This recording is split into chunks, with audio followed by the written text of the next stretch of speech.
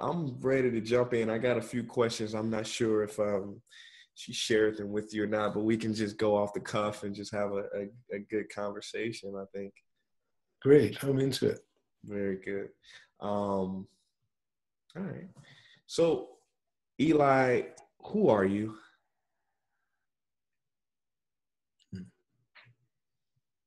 The same one that asked that question.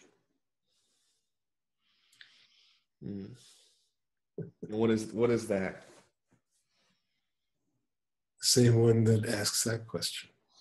It's what allows the tongue to taste and the eyes to see and the ears to hear, but can't be heard, seen, or tasted.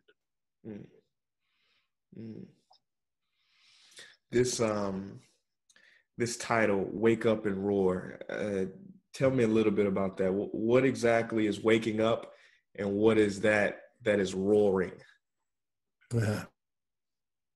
So think about waking up. I mean, of course, we all have the experience of waking up every morning. And when we wake up from the dream, it disappears. Now, while we're dreaming, it seems real. And you can get terrified in a dream, or you can get turned on, or you can become any variety of experience and emotion can happen while you're dreaming, and it seems completely real. And when you wake up, where to go? You didn't kill the dream. You didn't do anything to the dream. You didn't work on the dream. You didn't fix the dream. You didn't even wake up from the dream. You just woke up. And the dream's finished. If you go to find it, it's disappeared. When you wake up from the waking dream, it's just like that. It's not like you wake up to become something else. You just wake up from the dream. The dreamer's always here. Do you wake up into another dream?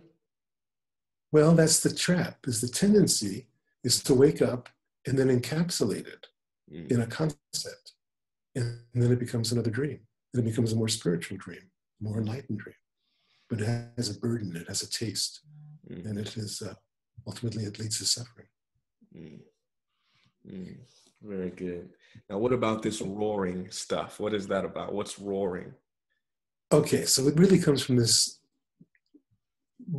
lesson that Papaji was giving in his teaching story in the book. And it's that one day a washerman is carrying the village washing on the donkeys down to the river. And when he gets there, he sees a hunter shoot a lion and kill it, and then skin it. And when the hunter left, the washerman found that the lion had been pregnant and the baby was still alive. And so he took the baby home and he nursed it. And he kept it growing stronger. And eventually the baby got big enough, he put it out with the donkeys. And eventually it got big enough, so the baby lion carried washing on its back along with the donkeys down to the river every day and would contentedly graze with the donkeys. One day, a real lion, an adult lion, a hungry lion, comes looking for food and sees donkeys and goes, "Whoa, donkeys, that's good meat." But then sees a lion eating grass next to the donkeys. Can't believe it. So he comes bounding out of the bush. Everybody runs away. He catches the young lion. And the young lion says, "Oh, please don't eat me. Please don't eat me. Let me go back to my brothers, the donkeys." He says, "You're not a donkey. You're a lion." He says, "No, sir. No, I am a donkey. I carry washing every day." And so this big lion takes the little one down to the river and says, "Now, look in the water. Look at your face and look at mine. And what do you see?" The little baby lion says, "They're the same." He said, "That's right. Now open your mouth and roar." And he roars. It's finished. He didn't become a lion. He just woke up to the reality that he is a lion. So there's all levels of waking up, there's levels of realization. And that's what the essence of it is. So then when you wake up and roar in your own experience, it's not about vocally necessarily roaring, although it might be, but it's being so true to yourself that in spite of what the consequences might be, you stand in the truth. You stay true to yourself no matter what. And that's a roar. It's rare in this world when everybody's asleep and believing they're awake and believing that they're doing the right thing. Everyone believes they're doing the right thing. Everybody. Everybody. It's part of the dream. Mm. Mm. And what is the right thing? Is there, as Shakespeare said, there is no good and bad, but thinking makes it so. There you go. So stop thinking and the discussion's over. Yes. Mm. Papaji's, to me, Papaji's most salient words were keep quiet, keep quiet. Could you explain that to a layman or just to somebody who never heard that before, never heard of Papaji? What does he mean by keep quiet? Okay, well, thank you.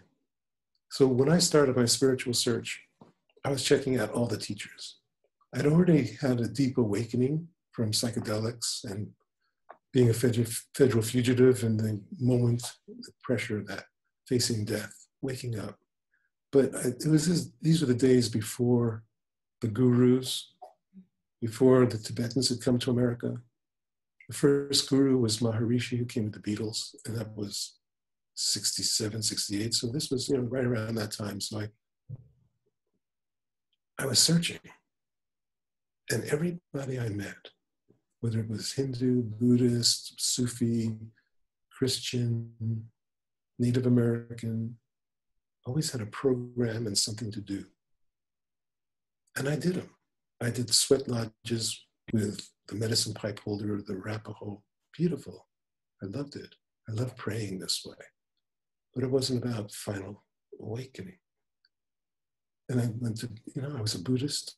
I ran the first Tibetan Buddhist meditation center for Kala Rinpoche because he had a dream about me and maybe the president when I really wasn't even that into it. But it happened. And, I was in a Zen monastery in Japan.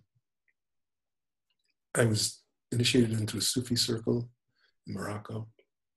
And everywhere I went, they gave you something to do, some practice, to get better, to get more awake. No one ever mentioned, in this moment, you can wake up and be yourself by simply stopping everything else. No one ever said that. It was never about stopping something. It was always about starting something or continuing something, practicing something. Mm.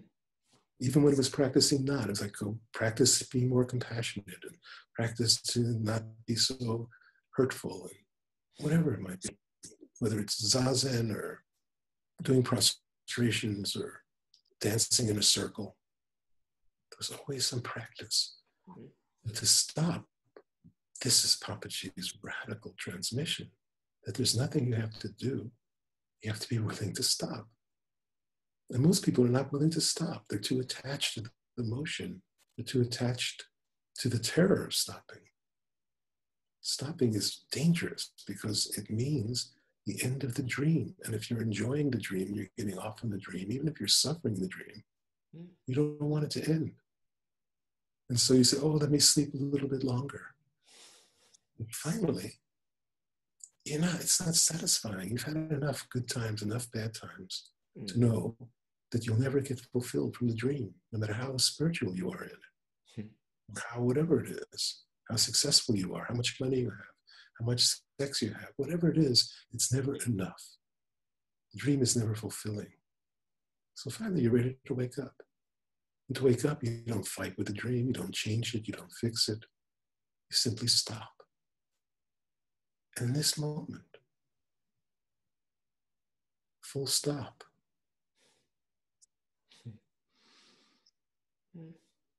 Full stop. I love it. Is this concept of well, it's beyond concept, but is this available to everybody? I've heard notions like karma and reincarnation, and we have these journeys. Is this full stop available to everybody who's watching this right here, right now? Absolutely. No question, no doubt. If you have the capacity to watch this, you have the capacity to stop. It's that simple. You don't have to have practiced anything or become anything. You don't have to be better. You don't have to be more anything or less anything. Simply as you are, you already are immortal consciousness, timeless, spaceless, formless. All it takes is your willingness. Most people aren't willing because they're too attached to what they think they're going to get if they stay plugged in to the hustle. Because it's all a hustle. It's all about getting something, either more, better, or different. More, better, different. Oh, I don't want this one, I want that one. Oh, that's a better one, that's a newer one, or that's hotter, that's sexier, that's whatever it is. There's always more, better, different. Keeps us from the willingness to say enough. Enough. I don't have to go there anymore. That's not where I will find fulfillment. And that doesn't mean becoming something else. So people say, oh, well, if I stop, then I'll become like a hermit on the mountain. Mm-hmm. No, you won't. If you were that lucky, you would have done it already. So people think that's bad news. It's actually the good news, but that's not for most of us. Right. Most of us are stuck here in the material world, and that's not going to change. But how do you live here? How do you show up here? If you show up as a slave, you're suffering. And showing up as a slave doesn't mean throwing rocks against it, because throwing rocks against it, you're still a slave. The jailers and the ones in prison are all slaves in the same system. There's really no difference. Some have more perks. And if you're in the game for perks, you won't leave. But if you're willing to walk out, it's a jailbreak. It's home free. Everybody has the capacity to stop and be still right now.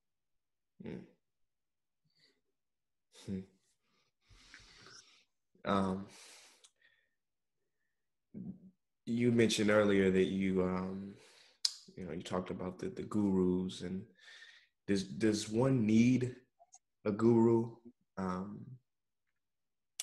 for enlightenment, for confirmation of this full stop? Sure. Okay. So here's the deal. Ramana Maharshi is my guru's guru. Mm-hmm. And he woke up as a 16-year-old boy because he became afraid of dying. Now, at the time, his father had just died shortly before. The family was poor. They were broken up. He and his brother were sent to live with an aunt. And today, if there were money in the family and the father died, you get grief counseling, you get different kinds of therapy to help you get through it. That wasn't happening then, of course. And so when he became afraid of dying, there wasn't any support to look at it or do anything about it. He decided to find out who dies. And so he laid down on the ground. He went inside. He held his breath and dove inside. And he woke up and realized, I don't die when the body dies. That was his enlightenment. That wasn't the end. That was the beginning. He was still a high school student. He still went about his daily things, except he would sit down to do his homework and he'd fall into bliss. And he had no motivation to be in school anymore. And one day his brother, who was there, they're living in their aunt's house, and his brother says, hey, you're eating their food and you're acting like you're acting like a yogi. What are you doing here if you're eating their food? Either stop and do your homework or eat it. And so he ran away from home. Now, at that point, child services could get called, or there'd be some search for him. They'd bring him and give him counseling or send him up in a different home. That's not what's happening here. Just 16-year-old kid runs away onto the street, and he steals his brother's 3 rupees that was there on the kitchen table for his brother's tuition. So he's a thief and a runaway, right? And now he knows he has to find his father. And so he goes off to find this holy mountain that he'd read about in a book. And when he read it in the book, he fell into rapture. And he knew he had to go there, and that was his father. He left a note for his mother. I've gone off to find my father. Please don't expend any energy or any time looking for me. And my brother's tuition has not been paid. And then he was gone. When he got to his holy mountain, he never left the rest of his life. he fell in love with Arunachala, this holy mountain that he saw as the embodiment of Shiva. That was his guru, that was his father. And he stayed at his guru's side for the rest of his life. And he didn't want disciples, he didn't want devotees, he didn't want to have a teaching, he didn't want to spread it. He just wanted to be by himself. He stayed in silence for years. Once when his mother finally found out where he was after he'd been gone for a while, she went to bring him home. And she said, come on, if you want to meditate, come to your room, meditate in your room. Now let me take care of you, let me feed you. Because he was living on the street, he had no clothes, he had no money, he had nothing. He really had nothing and didn't want anything. And she'd come for 3 days, she came and cried in front of him, and he never spoke. He'd been in silence since he got there. Finally, on the third day, he wrote her a note. He said, whatever will be, no matter how we try to stop it. And whatever won't be, no matter how we try to force it. So better to just be still. So that's his first teaching, and it's the teaching of stillness. Pretty soon, people started taking care of him. Other swamis in the temples would feed him and wash him and take care of him. And this went on for many years where he didn't speak and people just took care of him. Eventually he went up to live in a cave on this holy mountain. And a little ashram formed around him, groups of people who just wanted to sit in his presence. And eventually he started speaking again, just naturally. And his first teaching was, who are you? Find out. You are the deathless, formless self. Realize this and you're free. And so my teacher, Papaji, was one of his students. And the difference is Papaji was a householder. Papaji had a wife and kids and a job and was supporting his extended family that he helped bring out of the Punjab after the partition. And so he took this transmission of silence into the marketplace. He would take us into the marketplace and show us in the midst of the pollution and the noise and the animals and everybody shouting and exhaust fumes and fires burning. There was absolute silence, absolute purity. Nothing touched the silence. Nothing touched the truth. And so this was Papaji taking it into the marketplace. And he was this fire that sent out sparks around the world to see who would catch it. And this is how Satsang started. It's not how Satsang started, but it's how it started in our incarnation in the West. In my 18-year spiritual search through the world, I never heard of Satsang. I heard of Zazen and all kinds of names of Darshan and whatever, but not Satsang. And now there's Satsang everywhere we go. What does that word mean, Satsang? It means sitting with truth. It means Sat is from the Hindu understanding of who we are as self. Sat is immortal being. And Sang is Sangha. And it's the same root as community. So it's being in communion with immortal being. And so what that comes down to is the Sat Guru is the one who is the Guru of Sat. Sat is immortal being. So sitting with the Sat Guru is sitting in Satsang. That's its real meaning. To receive the transmission of freedom from your teacher. That's Satsang.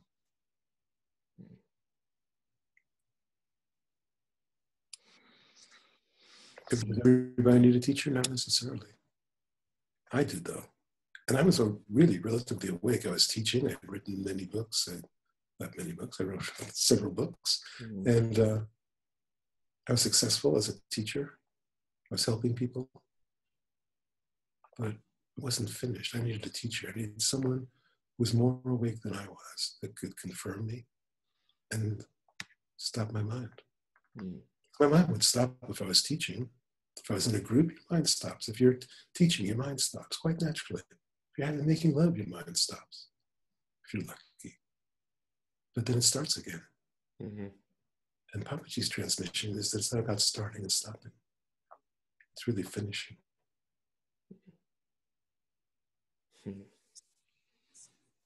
This finishing, we know we are finished when the desire to finish ends. Yeah, sure. When there's no desire, because you're so fulfilled, you're fulfilled.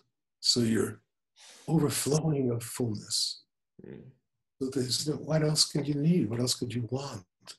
So you're so happy with yourself as you are. You're not searching for anything. You're not needing anything. Then you're truly in service because you don't need anything back. You're not giving to get. See, most people say, I love you means I love you because of what you do for me. I love you because of the way you treat me. I love you because of the way you take care of me. I love you because of the way you love me. Or I love you because you're mine. You're my parents. I have to love you. You're my children. You're part of me. So it's really not love at all. It's all selfish. It's all basically based in what am I going to get back? But true love, if you're already fulfilled, you don't need anything back. Just love as it is, as you are. Indiscriminately. Because yeah. Oh no, I wouldn't say indiscriminately. Okay, so that's another good thing. I'm really glad you mentioned that. Because people think it's like indiscriminate love means, oh, I love you the same way I love you, the same way I love you, the same way I love my computer. It's not like that. That's not true. I mean, I love my partner in ways that I don't love anybody else. Because it's just a different depth and a different tenderness. And we've been together for more than half my life. I can't believe it. I never wanted to be with anybody, but here I am. And so of course I love her differently. That doesn't mean that I hate you or I can't love you. It's like it's not exclusive, but there's some things that are exclusive. My relationship with my partner is exclusive. Why not? See, people think that emptiness or everything included means it's all the same, like custard mush. It's not all the same. Everything's distinct. There's infinite variety of detail and distinctness. And that separation of distinction is beautiful. That's also included in love. What's your definition of love? Your nature. So you see, love is what's under the emotional body. So most of us live in the most surface emotions. Our emotions aren't even real emotions. For most people, we live in emotions created by the story of our situation. By that I mean, okay, you are making me upset because, or you really hurt me because, or that frustrates me, or what you're doing makes me angry. And all of that is superficial story, mentally generated, false emotions. Generally in the realms of hurt, sadness, anger, and the varieties of that. So you don't say I'm sad, you just say I'm just lonely, or I'm not afraid, I'm just cautious. But those are the varieties of the superficial. Then there's actual the animal emotions.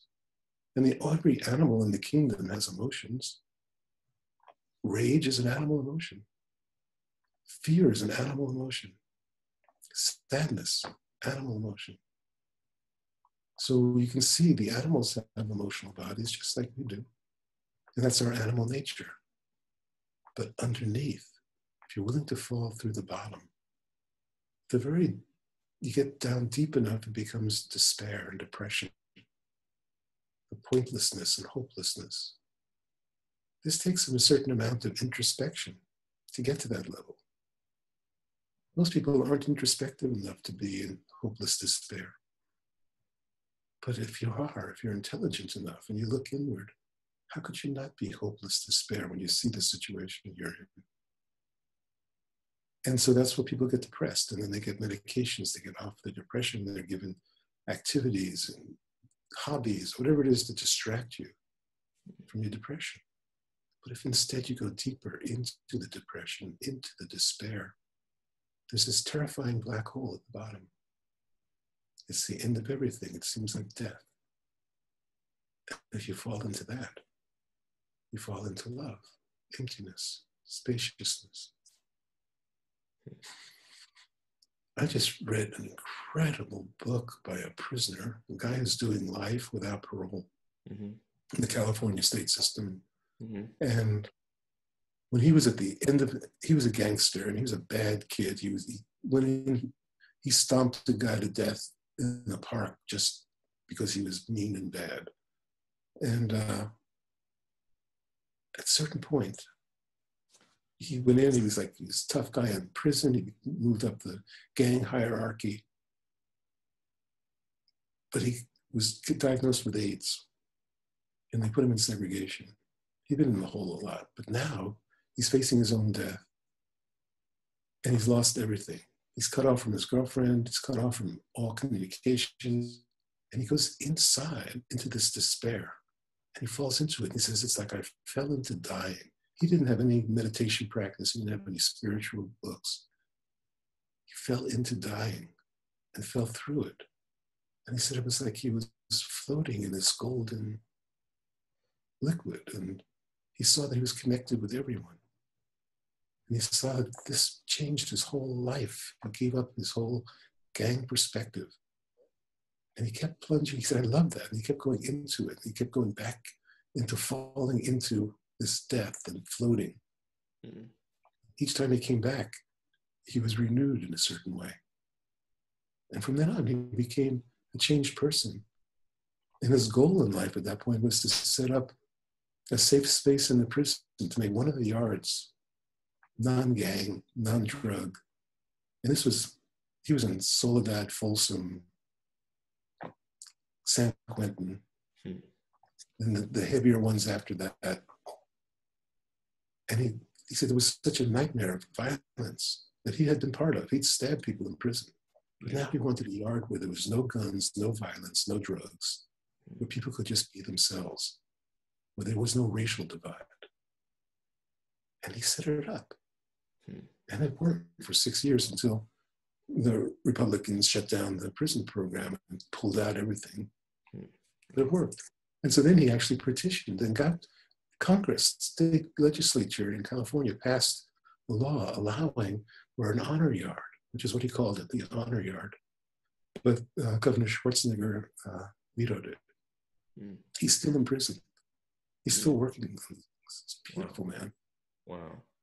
And so he discovered this truth of the black hole inside of his emotional body just by being at the end of the line. And then finds out, oh, you really don't have AIDS. Mistake. That's great. That's great. Wow. That reminds me of that story. Oh God, it's been so long since I've heard this. The master tells the student he's gonna die. The student wants enlightenment so bad, and for years and years, he doesn't get it. He continues to want it, but I might be blurring stories. But the master is like, he says, if you don't get enlightenment in a week, kill yourself because it won't happen. That's what he said. And so after 4 days, he finally he gets it. He becomes it. It's like this thing about death. One of my favorite books is the Tibetan book on living and dying. And in it, I think it was the Buddha. He says, don't think, but if you must think, let it be on the uncertainty of your death. This thing about dying, it brings us so close to this moment in fullness, for true fulfillment. That's a great story. What's that book called that you read? I'd love to. I gave it to Gangaji to read, and I don't remember the name of it now. Okay. I'll get it. Well, let me know when you. I will let you know. Okay. Okay. Very good. A few minutes ago, you mentioned your relationships or your relationship, and it's exclusive. How does this understanding affect your romantic relationships? Let's see, what does romance really mean? Romantic relationships. You have to look at what it is. So I just saw a lecture, interesting thing. Actually, the word romance comes from translation into French, but it had with it the certainty of longing and desire and suffering. Wow. That sounds about right. Yep. And so, if you're in that game, that's what you get. There's pleasure and pain. Because generally what we fall in love with is not really what's lovable.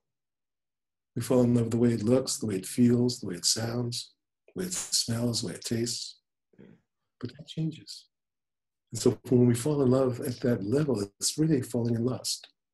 And then if you go a little deeper and you fall in love, you're falling in love with a projection of yourself. Whether it's your mother or your father or your idealized other, it's a projection. Eventually, someone else comes out from behind that screen. You go, whoa, what were you doing here? I thought I fell in love with the other one. And inevitably, because when you're in the mating mode, you're doing your mating dance, you're showing the behaviors that are going to be attractive to the other. So you're on your best behavior, whatever that might be. Whatever you think is going to be attractive, that's your mating dance. And so that's what you'll do, you know? Yeah. So there's a great story of these birds in Australia called bowerbirds, where the males all get into like a big open clearing and they build nests. And each one makes an art piece, really an art piece. One will gather all these red flowers and arrange them in a certain way and put blue flowers next to it. And then these little shells that it collects from someplace else and leaves from over here. And they make these incredible art pieces, not to live in, but just really to show. And then the females come along and they judge them.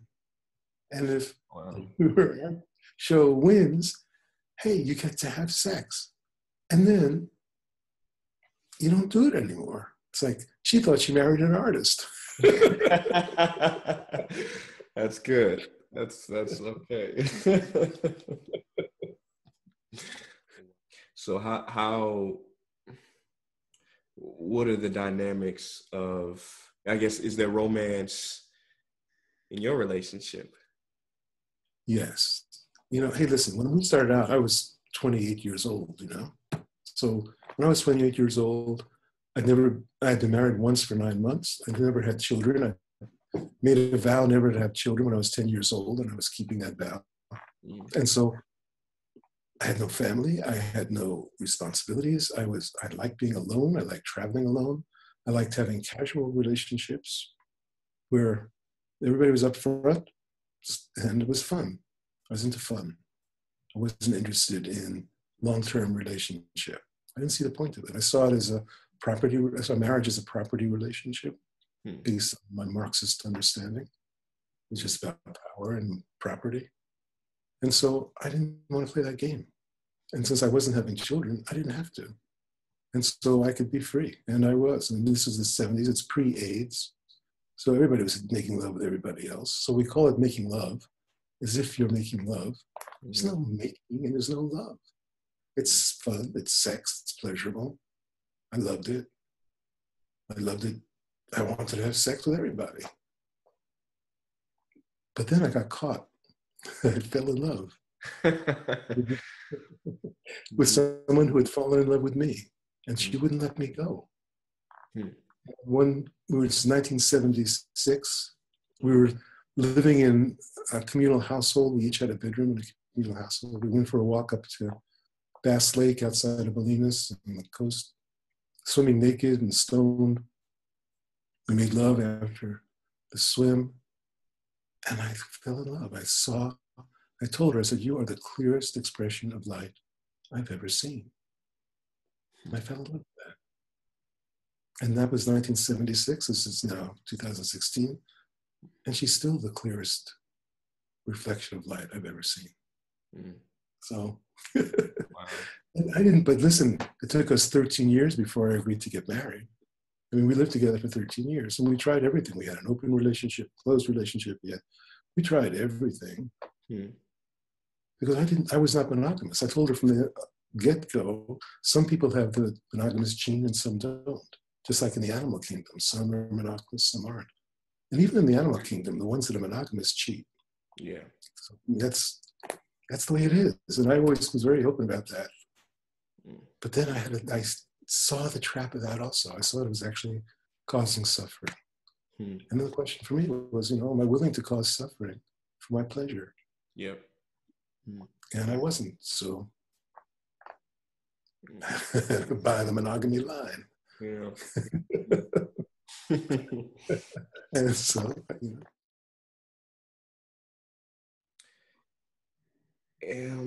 what inspired this project? The Wake Up and Roar. What inspired you to want to kind of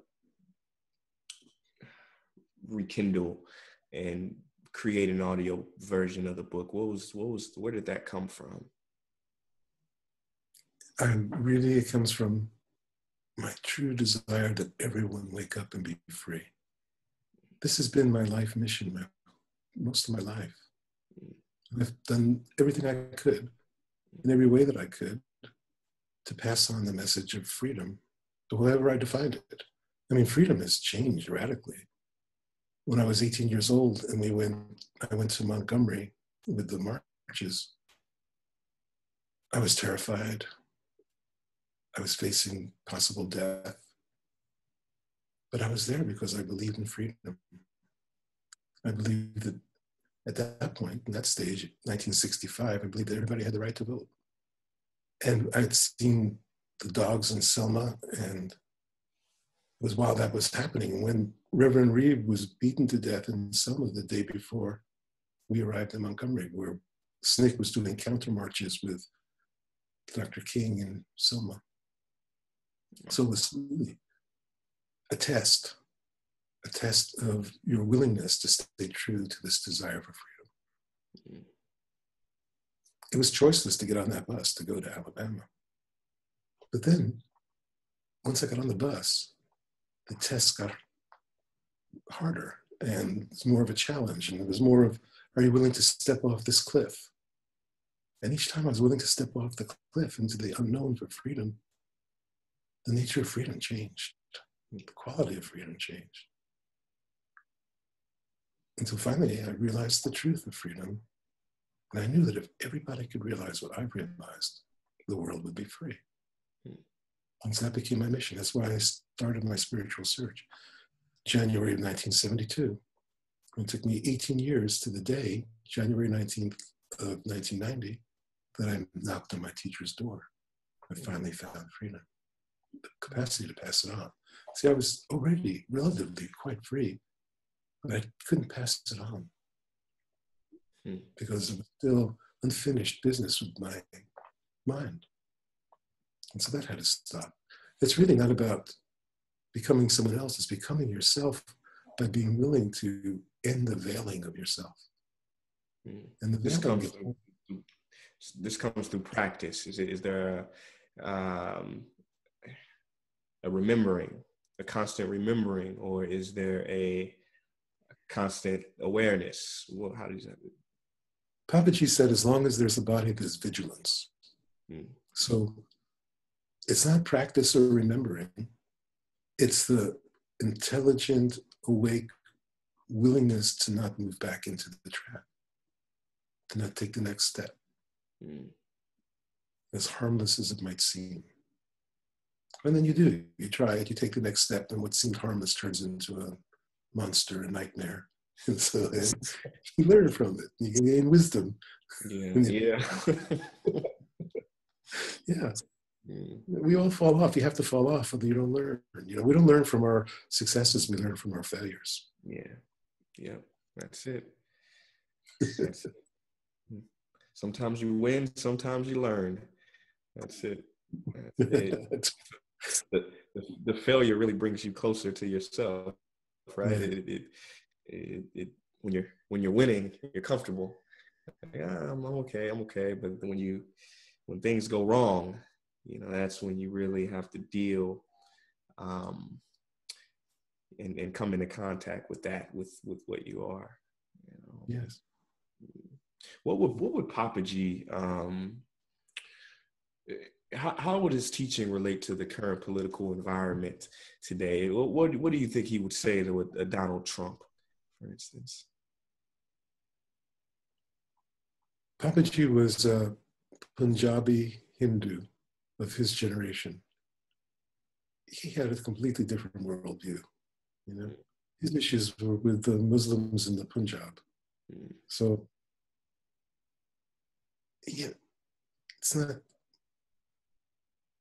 Papaji was always for freedom and for democracy. And so now, when our freedom and democracy is being threatened, at his time, when he had to do, he was being trained as an officer in the Indian Army under the British. And so that was after World War I. But then, as the nationalist thing started in India, he dropped out. He gave up his commission as a captain in the army, which his wife never forgave him for. And he joined the underground against the British for a while. And they actually set up a bomb to blow up a train, but it didn't happen, didn't work. But that was his response at the time. Okay.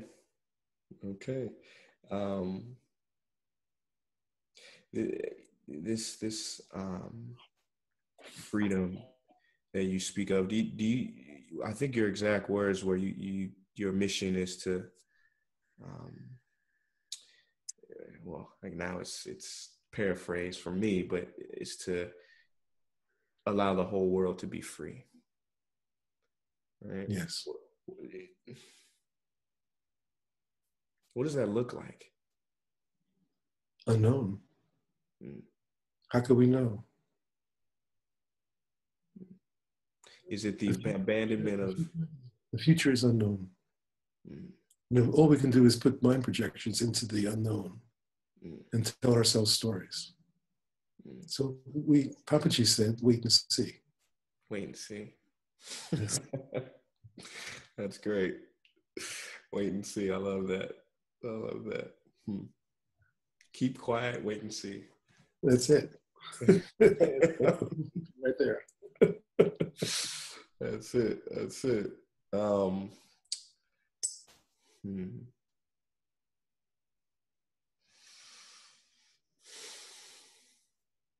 Freedom.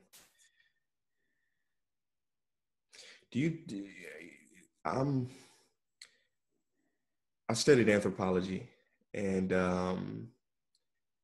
during my studies, we learned about a concept called linguistic relativity, or also known as the Sapir-Whorf hypothesis, which means language affects the way that we view the world. For instance, if a great example is if you go into a place and you think it's a junkyard, everything you see is scrap metal. If somebody tells you, no, that's not a junkyard, that's an art gallery, everything you see becomes a work of art, right? Language. That's called reframing. Say that again. What you just did was called reframing. And that's reframing. That's a successful strategic intervention in therapy. Is you reframe the situation. But yes, it's because our language creates the reality. So we're not living in reality. We're living several steps removed. We're living in our story of reality, and that story is living in the embedded language of reality.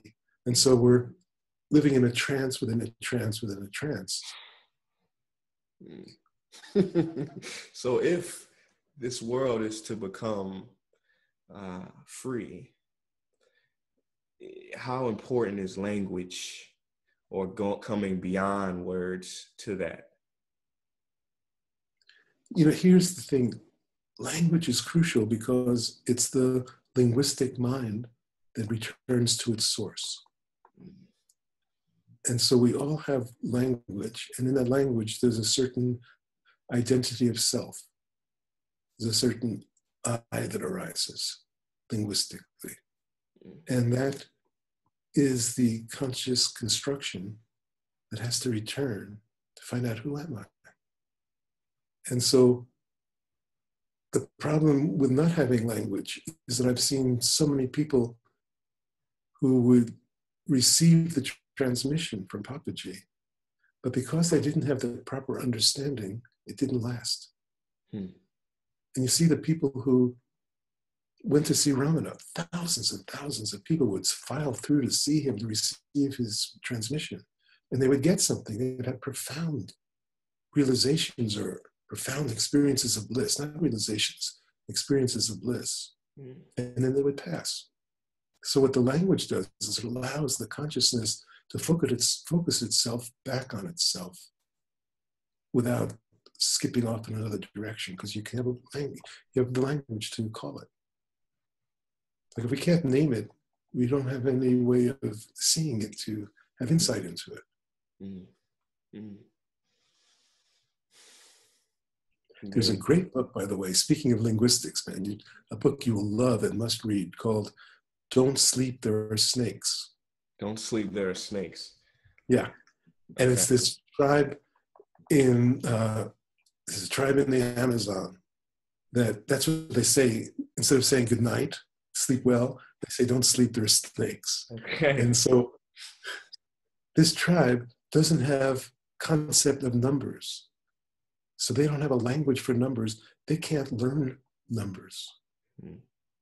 People try, this guy goes down to convert them, but in order to convert them, he has to write their dictionary. And to write their dictionary, he has to really get into their culture. It's part of the Chomsky school, but then turns against Chomsky because these people don't have the recursive, I forget what it's called, the recursiveness in their language structure, which Chomsky said was inherited and genetic. And so all that aside, it's an incredible story about these people who are living in paradise. He asked, do you know why we come here? He says, yeah, because the people say, yeah, because we live in the best place in the world. We have clean water, we have all the food we want, but they have no culture as we know it. They don't make tools. They don't make baskets to last. They don't make houses to last. Everything is impermanent. They have no past or future, really. They live in the moment, but they're living in the moment without numbers. But when the Portuguese traders would come down the river, they would get cheated. And they knew they were being cheated because they couldn't do math. But as hard as they tried, they couldn't say 2 and 2 is 4. They couldn't make that connection. And so that's the power of language. So you see the good news and the bad news of it is we live in a past and a future which causes suffering. They don't. Like they say, okay, we're here to teach you about Jesus. And they say, okay, have you ever met Jesus? They said, no. So forget about it. We're not interested. We're not interested. That's how far back they'll go. If you know somebody who knows somebody, then I'll hear you. Otherwise, forget about it. They have no founding mythology. They don't have they don't have music. They don't do, it's like, wow. They don't have poetry. Wow. They're living in the moment. Huh. And it's, it's got its drawbacks. Okay. Interesting. That's very interesting. I will look that book up. Wow. No music. It's a great read. Wow. I'll check it out. Well, look, I enjoyed this thoroughly. Me too. I don't know if my audience is going to enjoy it. I'm sure they will, but this was really for me. I enjoyed just having this conversation, and I'm sure we're going to edit it real nicely and present it to millions of people, and hopefully we can really build some traction and bring some eyes to you and to Papaji, and I'm very excited. Thank you so much. I love seeing you. I love your good heart. I love your sweetness. I think I've got a bromance going with you, my boy. My son. Likewise. And I'll tell you, that's just feel like my son. When Papaji said that to me, it was one of the most blissful things that ever happened in my life. And it's being passed on. It's really his heart. Same heart.